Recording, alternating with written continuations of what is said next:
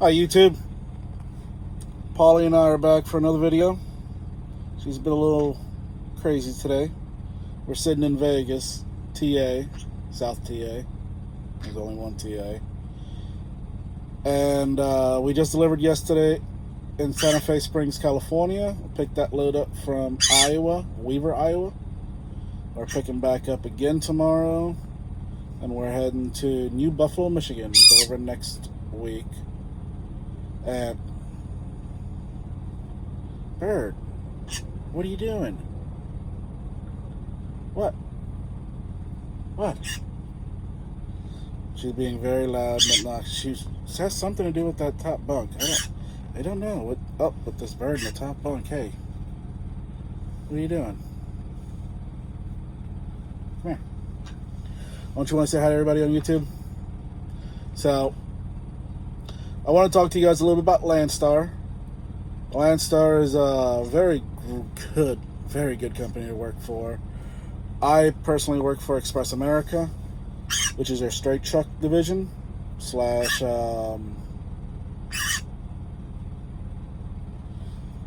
sometimes my ADD with this bird just gets me. Their Sprinter van. I don't know if they're bringing on any Sprinter vans, but if you are a Sprinter van, I know they stay busy here. Straight trucks stay busy. As far as the straight truck business here goes, I haven't seen any slowdown. 2019, people said freight was slow. A lot of companies closed down, big ones. She does this all day. I mean, yesterday morning, we got up at 3 in the morning, Mountain Time. We started driving to make an early AM delivery in Santa Fe Springs, California. And as soon as I turn the light on, they get up and start doing morning routine. She's squawking, ready to get out. I mean, she goes until the blanket or her little sheet goes over her cage. And she does not stay in her cage unless she's eating, drinking, or sleeping. Other than that, she's running around the cage, on the passenger seat. You cannot get the spices. Okay, there's spices up there. You can't get it. Damn tail. Your damn tail. What? I don't know. But if you're thinking about coming out with Landstar Express America side anyways, or even Ranger Inway, or I can't remember the other one, but either way, it's going to take about a month, especially if you've had several jobs or you got something on your record. I believe Landstar will let you get away with two driving violations, moving violations, within a couple years. You can't crawl on my head. Okay? Don't.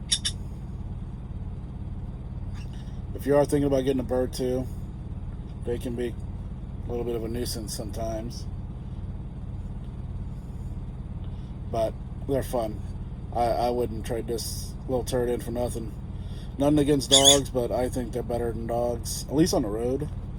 There's no walking them, which is good for exercise for me because I'm a truck driver.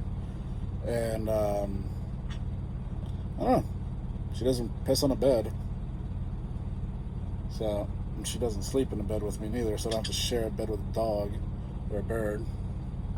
Just stop it. Woman, you think that's funny? Okay, let's stay on point, because she's very distracting. She does this all day, literally, day in, day out. She does not stop. She's like the Energizer Bunny, and she just freaked herself out somehow. Hey, what are you doing? What are you doing? Yeah, you're on camera. You see that?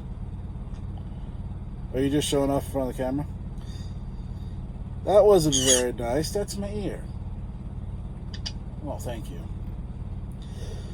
It's going to take you about a month, roughly. Landstar is slow when it comes to the processing, so don't quit your job that you have, unless you already did. When you come on board, the Express America, It's only the first and second Wednesday of the month that they do orientation in Rockford, Illinois.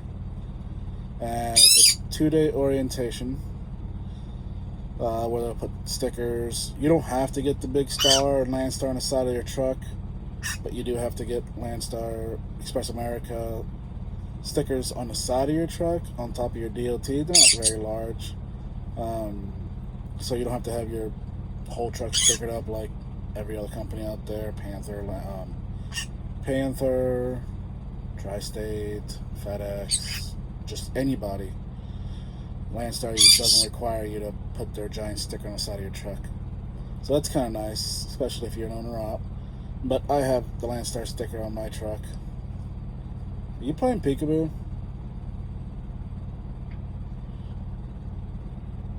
Are the lights freaking you out? The lights gonna get you? They're gonna get you, Polly. They're gonna get you.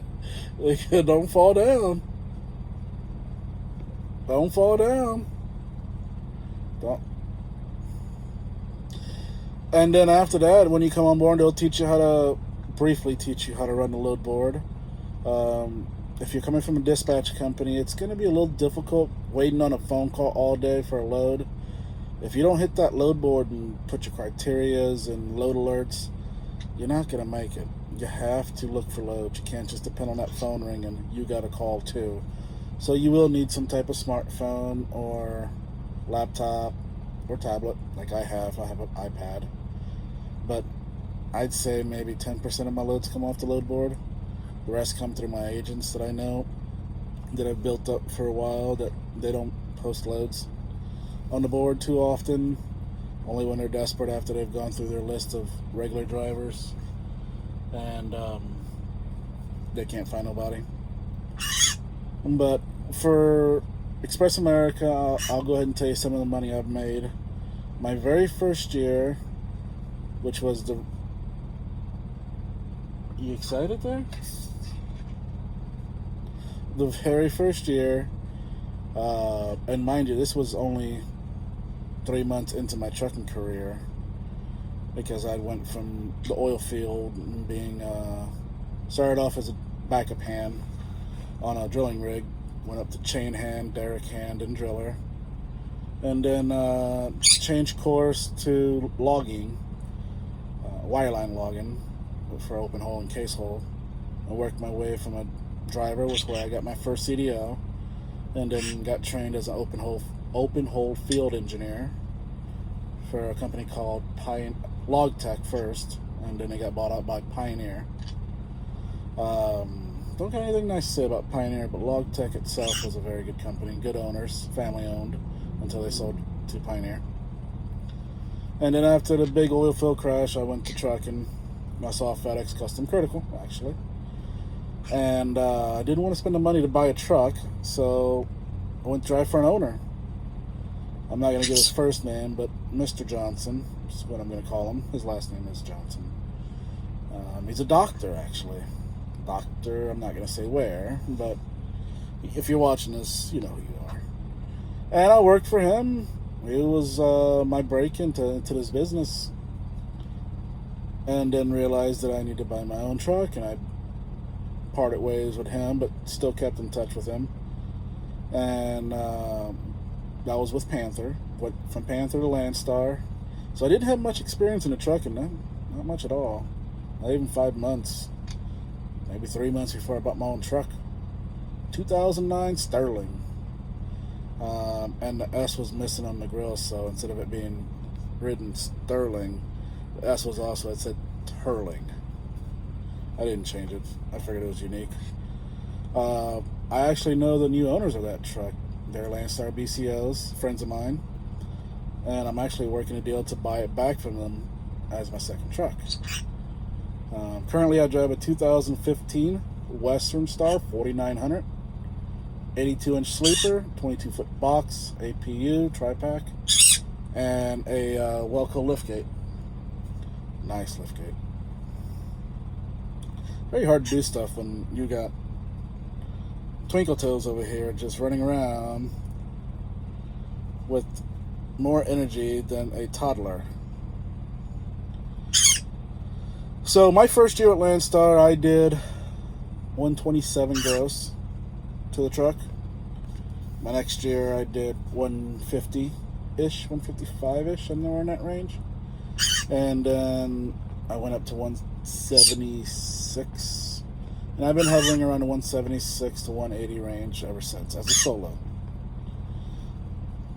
So there is a lot of money you can make.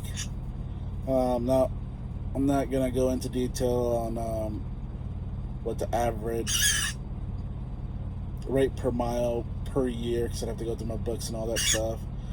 But on average, you can say as a solo, I want to say I did about $1.70 to $1.90 a mile on all miles, deadhead included. So I run roughly about 100,000 miles.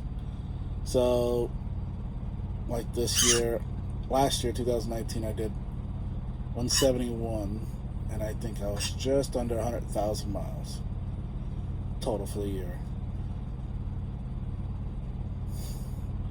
I cannot concentrate. You know, I've tried to make this video 4 times, and then I just start laughing at you. Sorry, guys. ADD kicks in with this bird. We are 2 peas in a pot. If you're thinking about getting birds, I know another guy who's a Landstar BCO who also has a parrot, but he has a macaw, a red macaw. Don't know what the actual terminology name for them. Like, she's a green cheek. I know there's blue and gold macaw, or this color, this mutation, but this one is a green cheek, and I made this channel mainly for her because there's not much out there about green cheeks. Green cheeks are, as you can tell, this whole 12-minute video, very energetic. Stop it. Go away. Well, I love you too. They're very sweet birds. They want the attention. They're good with kids. But to remind you, if you do get a bird like this is a commitment. They are 20, sometimes 30 years in life. So I got her when I was 35, still 35. And that means she could live up to when I'm 65. I mean, 30 years, that's a mortgage. It's a home. So you wouldn't think that something this small would be living for that long. But most parrots, I mean, look at the umbrella cockatoos. You know, the one bird, white, feathers coming up on his head, always cussing and yelling and going crazy on YouTube. Those things live up to over 100 years. I think it's like 150 years. So birds, they live a long time. This one will talk. She is kind of saying peekaboo. I gotta catch it. I need to buy me a GoPro or something of that nature, or figure out what other camera system I can use besides my iPad.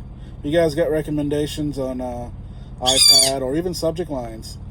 But mainly the subject line is going to be Polly, me, trucking, business, and what we get ourselves into, and the progression of a young bird, parrot, on the truck, on a semi-truck, and a old man.